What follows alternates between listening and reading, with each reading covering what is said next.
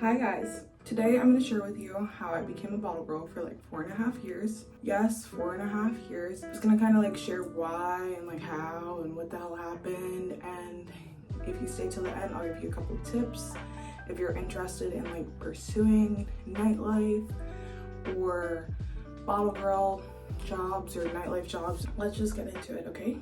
Okay, so I was about 20 years old and I was going back to school for my junior year, and I had like literally no money to my name. I had like $6, and like honestly nothing has changed. Why I'm giving you the tips. I had like $6 to my name, and I really needed to pay rent and then like some parts of like my spring tuition or like books or something at the time, and I was really running out of options, so I looked into working in bottle service because I knew that my friend also worked in bottle service. And so I got back to where I was going to school in Boston in this little rinky-dink apartment with 7 other people. I shared a townhouse with 7 other people. If y'all know the struggle, you know the struggle. And the first thing I did when I went there or got back home was have my butt over to downtown, and I worked at this little hole in the wall. And I walked in, I was like, hey, I really need a job, are you guys hiring? And they were like, yeah, we're hiring. And I went in there. Honestly, it was like 32 degrees. It was so cold outside. I probably had on some like sweatpants and just like not anything cute or like hireable for this position. They gave it to me. So for the rest of my junior year, I worked there, and all my friends would come visit me at work.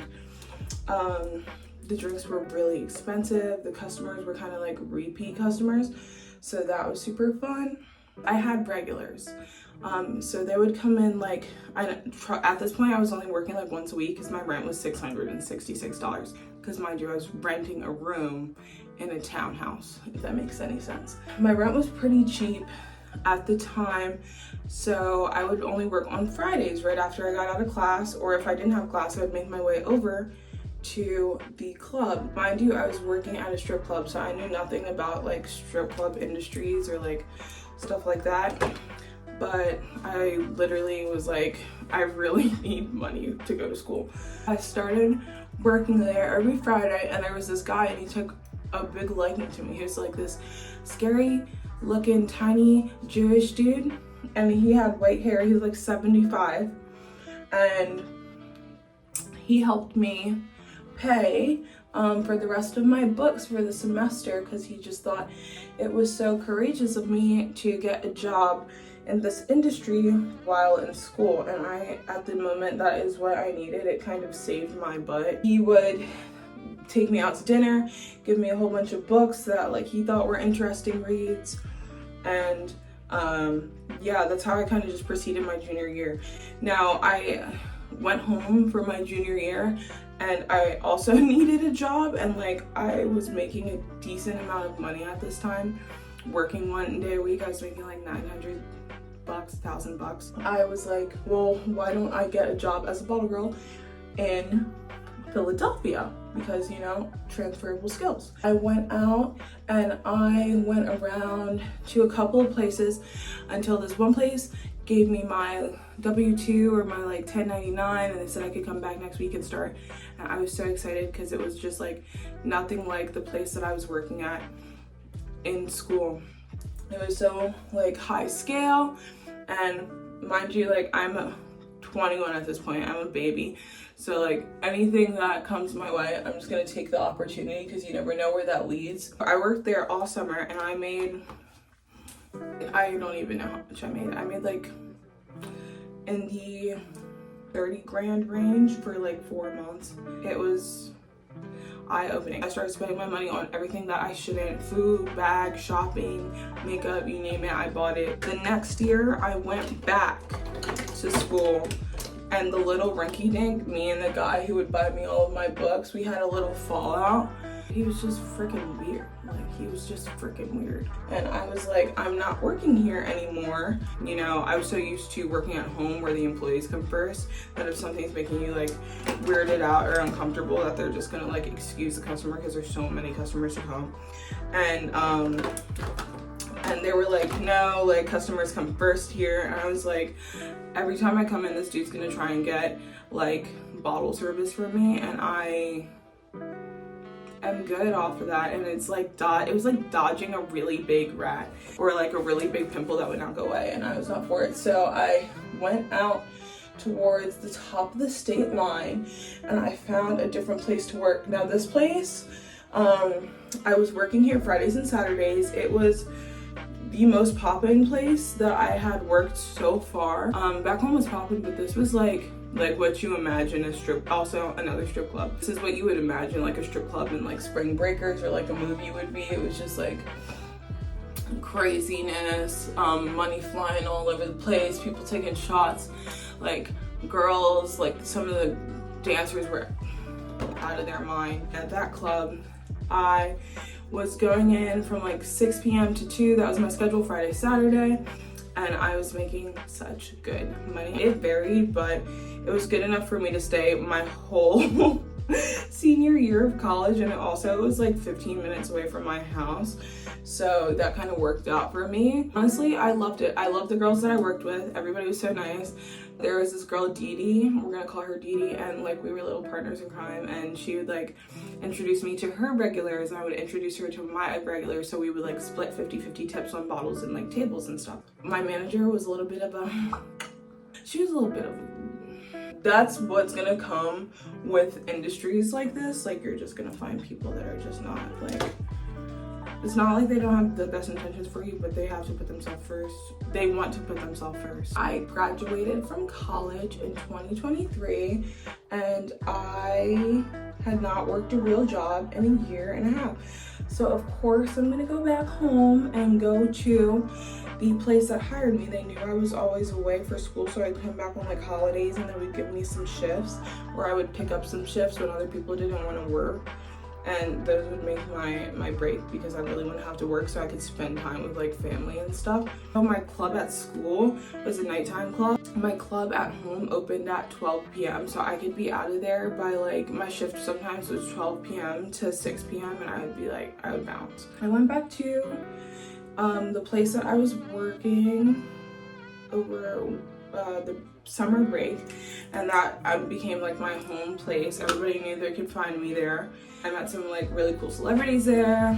I got some friends, some like football friends there, which were just like my regulars that loved to party with me.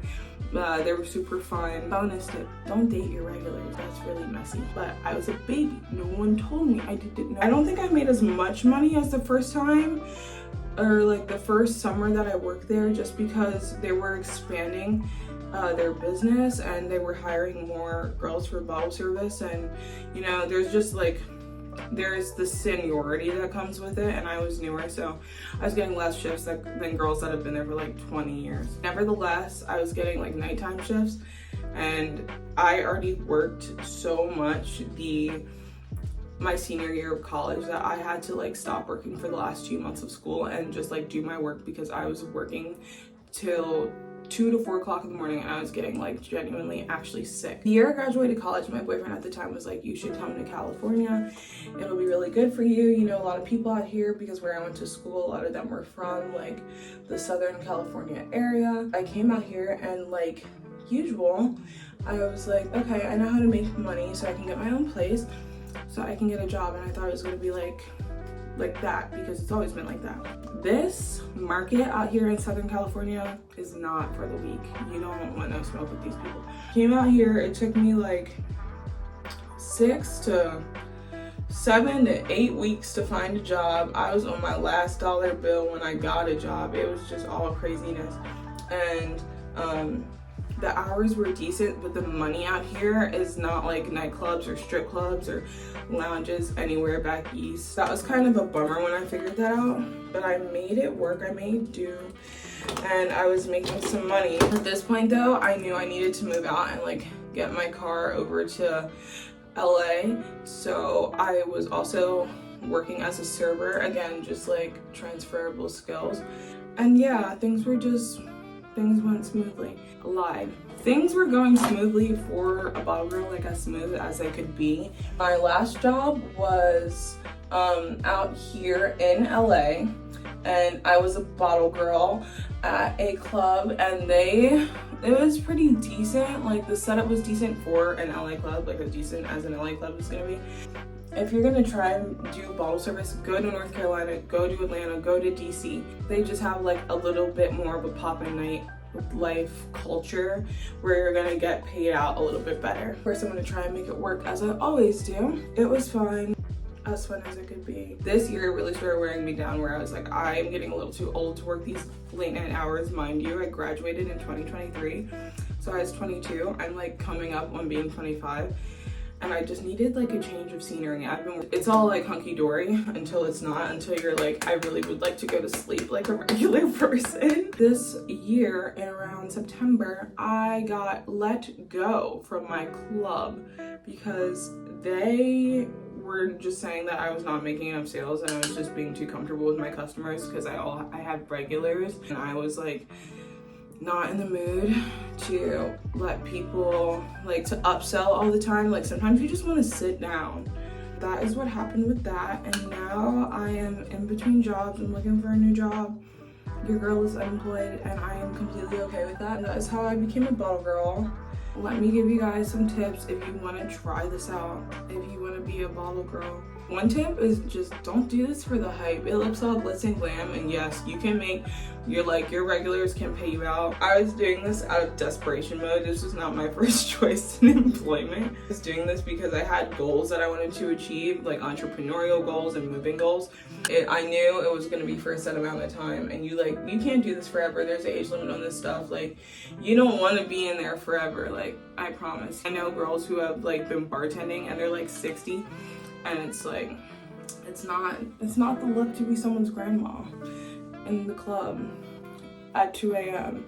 It's not a good look. My next tip would be to not fall for the glitz and glam from your regular customers. Like, people will try and sway you. I've seen it with waitresses, I've seen it with bottle girls, I've seen it with dancers. Like, people will try to be like, hey, like, you guys should hang out after hours. Take your butt home. I used to do that. Like, go with my friends and go out places with my customers afterward, after I got to know them. Girl, take your butt to sleep. You just worked like a 6 to 8 hour shift. Are you crazy? And, leaving that mystique for them to come back and being like, hey, I'm busy. Hey, I have something to do. Like, you don't have to have anything actually to do.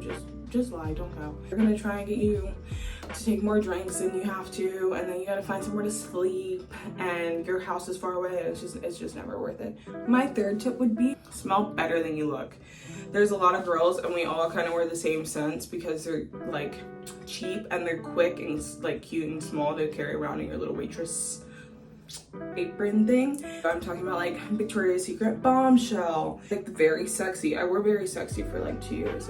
I mean, it does the job, but like pick out something that other girls aren't wearing, because you want to have that unique smell that your customers like want to come back to. You always have to look put together. That comes with the job description.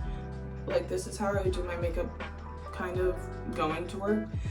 Smelling good, I think, is the key to success. Everybody has boobs, everybody's wearing fishnets, everybody's probably wearing like a really similar outfit, if not the same outfit. Just doing something to like raise the bar or set yourself apart a little bit is probably your best bet. Another tip I have for you, if you are interested in becoming a bottle girl, or you're just nosy like I am, is that you need to build stamina. Like, I had a whole routine before I knew I was about to work 6 to 2 a.m. Sleep, cook yourself food, make sure you have snacks. I always brought a C4 or a Bang, because by the time 12 a.m. rolls around, I become a straight potato. Don't be stupid. Like, don't wear, okay, you have to wear heels, but like, don't wear stiletto heels and you're gonna be running around with like balancing things or bottles on you. Like, that's not a good idea. I guess my last tip would probably be to put on a character, you know? Your customers are not really coming to see the real you. They're coming to have a good time with their friends, see some ass. You are not the center of attention. There's a lot of other distractions. So you might as well not waste your energy trying to be your authentic self for your customers. Pick a character, stick with that character, build upon that character. What does that character like to wear? What does that character like to smell like? I'm not saying like fake everything, but like, especially when your customers are just getting drinks from you, like they don't really care. They want you to just be a good time. Don't waste your authentic, real energy on people that you just met, don't know, aren't gonna see again, might see later. You're gonna want to keep up that act so you don't get tired and sick of what you're doing. Trust me, I've seen it happen where girls like intermix their personal life and their like nightlife, and it never ever ends well. There's a bonus tip to always set your lips with powder because they won't come off when you're like rushing to drink your Red Bull or your water. I just do this on a daily basis now because it makes my lips last so much longer. If you like content like this, let me know and I can make more of it. Just let me know by liking or subscribing, because then I'm like, oh, there. And if you have like any questions or you like want more in-depth stories or details, let me know, because I have plenty of them, plenty. Yeah, I like that I was able to come on here and be candid with y'all. And yeah, I will see you guys in my next video.